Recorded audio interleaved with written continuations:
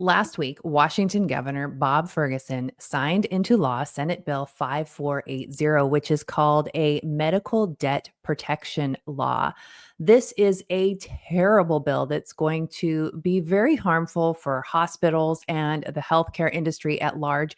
And it's also going to jack up medical costs and insurance rates for average citizens. And it could potentially turn out to make getting a loan a very difficult endeavor. I'm going to break down what you need to know about this bill, and we're going to take a look at some of the bills that did not pass in the 2025 session. Hey, everybody, I'm Julie Barrett, founder of Conservative Ladies of America, and we are back in Washington State today, taking a look at the 2025 legislative session.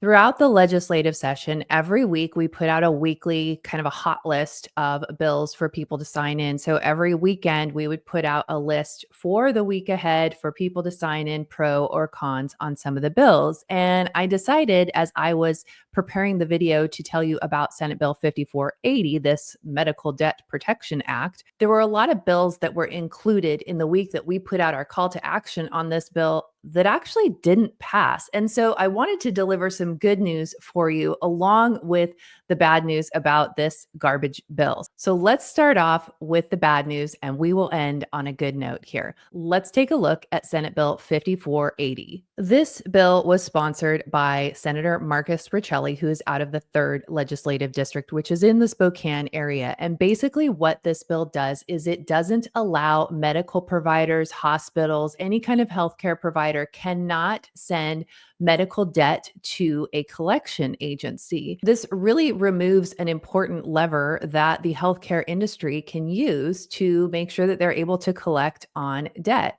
And it takes away the incentive for people to make sure that they get their bills paid on time. If they're not reporting to any credit agency or there's no risk of it going into collections, what is to compel people to make it a priority to make sure that they get these bills paid? This is definitely going to have a negative impact on the healthcare industry in Washington State and on the hospitals that are already really financially strained. As a result of that, it's going to impact you, the consumer. It may drive up your medical insurance rates. It will definitely drive up your healthcare costs because they're going to have to raise the rates for these medical costs and procedures in order to make up for the people who are not paying off their debts. Now, this bill received a great deal of support in the Senate, which is something that we saw kind of all session long, where the Senate would either vote unanimously in support of a bill or half of the caucus would support a bill. And then it would go over to the House and it was completely bipartisan and no Republicans would support the policy. In the case of Senate Bill 5480, 7 of the Republican senators voted yes to pass this bill. I looked for a video clip to see if I could get a Republican talking about why they supported the bill. The only Republican who stood up in support of the bill before the vote was Senator Ron Mazzal.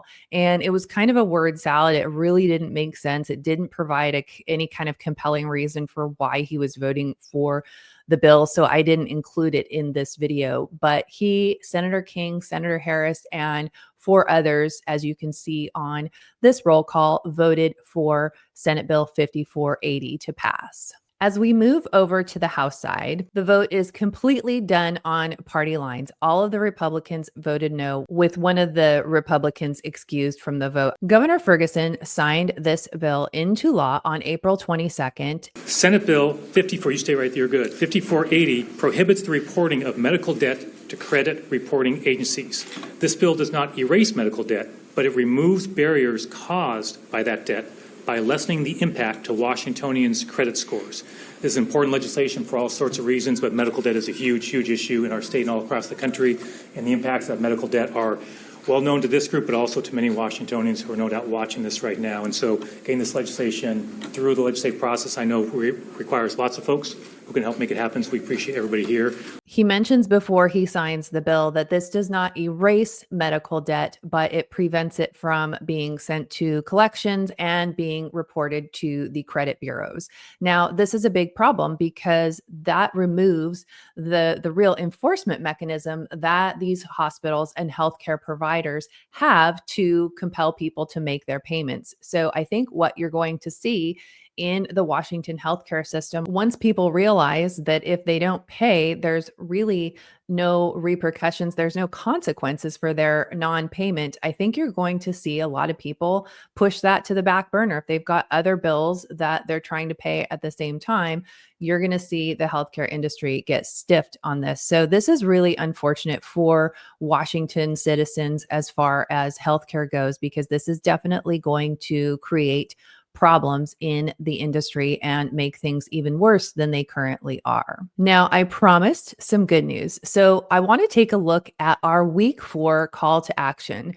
I thought about starting on week 1, but I really wanted to bring you the information about Senate Bill 5480 today, and that went into our week 4 call to action. So that's why we're starting in week 4. Of these 8 bills that we put out on week 4, only one of them was one that we supported, and that was Senate Bill 5011 that would label drop boxes, that tampering with the box would be a crime under state and federal laws. This bill, unfortunately, did not advance through this session, but because Washington State operates on a biennium, all bills that did not advance in the 2025 session will automatically be reintroduced on the first day of the 2026 session. So while people may say these bills are dead, I kind of call them more zombie status because they will automatically be reintroduced again next year with a strong likelihood that they will advance and move forward through the legislative process in 2026. The next bill is Senate Bill 5541. This would create a pilot project to redistribute wealth, undermining personal responsibility and fiscal discipline. This is not the first year that we have seen this bill come through. It was another number under the last biennium. And so that tells us when we see a policy that keeps getting filed with every biennium, it's something that they really like. And so I anticipate that this, if it doesn't go forward in 2026, you will see it come back in 2027. They'll keep pushing this bill forward until they get it to where they want it. Of course, we just talked about Senate Bill 5480. That is the only bill on this list that actually passed into law this session. The next one is House Bill 1338. This would have increased taxpayer funding for school operating costs. There was a Senate version of this. It wasn't a companion. It was slightly different, and that is Senate Bill 5192. That bill did pass with strong bipartisan support, and I'll probably do a video on that by itself at another time.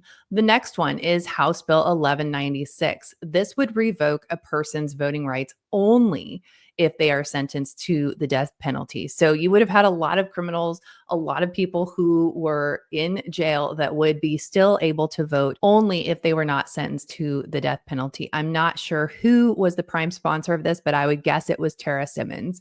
And this bill, again, will come back next session.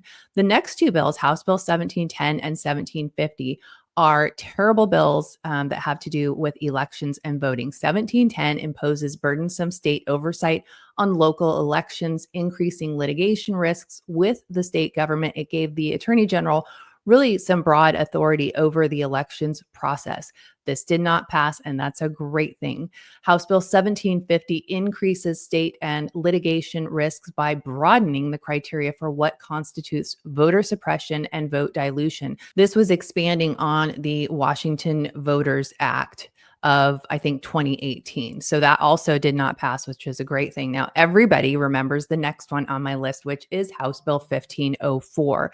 This would have created a firearm liability insurance program or $25,000 certificate of deposit for every firearm you own. This is a terrible bill. It had huge opposition. It was very unpopular, and the Democrats got a lot of feedback from citizens.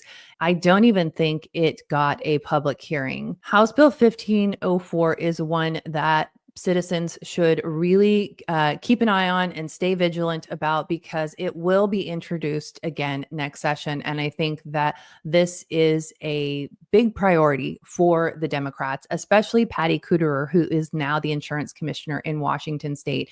So it's really important that citizens, especially in the 2A community, continue to organize and work to fight this effort to infringe, decimate the Second Amendment in Washington state. So I hope that it's encouraging for you to see that of these 8 bills on our week 4 call to action, only one of them actually passed into law. The others are now in zombie status until next January. And I want to encourage you that even though the session is over, it's important that citizens organize and work together to collaborate to bring resistance to Olympia next session to help defeat all of these bad bills that are going to carry over into 2026. And of course, the hundreds of new bills that they will file in 2026. If you can stay on top of it during what I call the off season, it's going to give citizens an advantage going into the 2026 session because you'll have a strategy and you'll be organized and you won't be always feeling like you're behind the 8 ball. So please share this video with your friends, with like-minded folks, with common sense citizens of Washington so they can get an idea of what's going on in Washington, and especially so they know about the new law that is Senate Bill 5480 that will no longer allow hospitals and healthcare facilities to do collections for medical debt or report to credit bureaus on those medical debts, because that is something that's going to impact everybody in Washington state. So please do share. I'd love to hear from you. Please do leave a comment. We always like to engage with our viewers. Really appreciate you watching and taking the time to comment. And don't forget to like the video too. And if you're not already, please do subscribe to our YouTube channel and to our Substack. The Substack is the best way to get breaking alerts and calls to action and stay engaged with the work that we're doing. Thanks so much for watching, and I'll see you again in the next video.